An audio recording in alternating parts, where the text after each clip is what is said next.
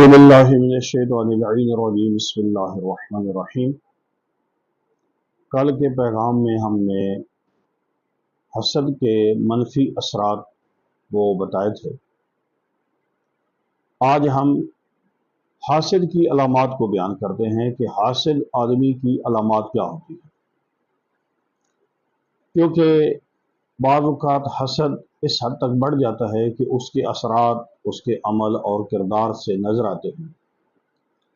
سب سے پہلی علامت جو حاسد کی ہے وہ یہ ہے کہ حاسد آدمی جس کسی کو نعمت حاصل ہوتی ہے تو وہ آگ بگولا ہو جاتا ہے اور اس کو بڑی پریشانی ہو جاتی ہے، یعنی وہ کسی کے نعمت کو اور کسی کی ترقی کو دیکھنا پسند ہی نہیں کرتا، وہ پریشان ہو جاتا ہے۔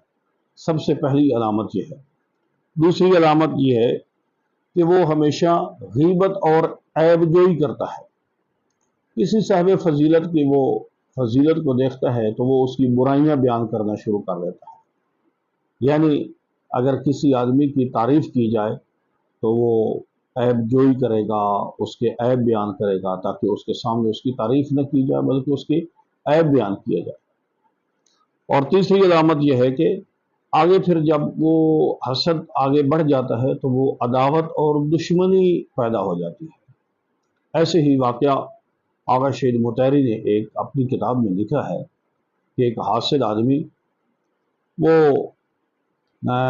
ایک بادشاہ کا نام بھی لکھا ہے، شاید مامون رشید یا ہارون رشید کے زمانے میں تھا، تو وہ ایک آدمی سے حسد کرتا تھا۔ وہ جیسے جیسے وہ ترقی کرتا تو اس کو ایسے ہی وہ پریشان ہو جاتا ہے۔ ایک دن اس نے ایک ہارون رشید کے سپاہی سے کہا کہ میں آپ کو بہت زیادہ ہدیہ بھی دیتا ہوں اور بہت زیادہ آپ کو انعامات بھی دیتا ہوں، ایک میرا کام کرتے ہیں۔ اس نے کہا کیا کام؟ اس نے کہا کہ میں فلاں آدمی کے پڑوس میں جا کر تم مجھے قتل کر دو، میں لکھ کر دیتا ہوں کہ میرا خون تمہارے لیے معاف ہو جائے۔ یعنی اس کا مقصد یہ تھا کہ جس سے وہ حسد کرتا ہے میرا خون اس کے سر پر پڑے گا اور وہ جیل میں چلا جائے گا۔ یعنی حاسد اس حد تک آگے بڑھ جاتا ہے کہ وہ اپنی جان دینا گوارا کر لیتا ہے، کوشش یہ کرتا ہے کہ میں دوسرے آدمی کا نقصان کروں۔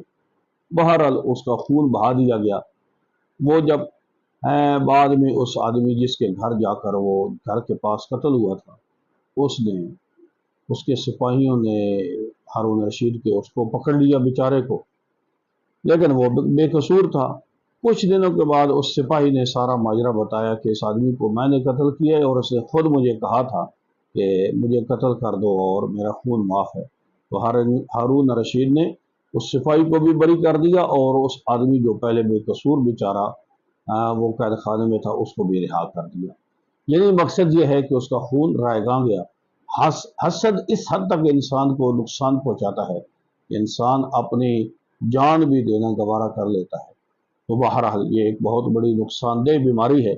حضرت امیر المومنین علی ابن ابی طالب علیہ السلام ارشاد فرماتے ہیں یکفیک من الحاسد انہ یغتم فی وقت سرور، کسی حاسد کو پہچاننے کے لیے اتنے کافی ہے کہ جب تم خوش ہوتے ہو تو وہ غمگین ہو جاتا ہے۔ یہ حاسد کی علامت ہے کہ وہ کسی محسود کو دیکھ کر غمگین ہو جاتا ہے۔ اسی طرح دوسری حدیث مبارکہ میں قرآن کریم میں ہے ان تصبک حسنۃ تسؤہم، کہ حاسد اور منافقین لوگ جو ہیں ان کے بارے میں قرآن کہتا ہے کہ اگر تمہیں کوئی اچھائی پہنچتی ہے تو وہ انہیں برا محسوس ہوتا ہے۔ وَإِن تُصِبْكَ مُصِیبَةٌ يَقُولُ قَدْ أَخَذْنَا أَمْرَنَا مِنْ قَبْلُ، اور جب تمہیں کوئی مصیبت پہنچتی ہے تو اس وقت وہ کہتے ہیں کہ انہوں نے ہم سے بات پوچھی نہیں ہے، یہ ہے وہ اس سے خوش ہوتے ہیں۔ بہرحال قرآن نے بھی اس بات کی طرف نشاندہی کی ہے کہ حاسد آدمی کی سب سے بڑی علامت یہ ہے کہ جب بھی کسی کو کوئی نعمت نصیب ہوتی ہے، کامیابی نصیب ہوتی ہے تو وہ پریشان ہو جاتا ہے۔ اللہ تعالی ہم سب کو اس بیماری سے محفوظ رکھے۔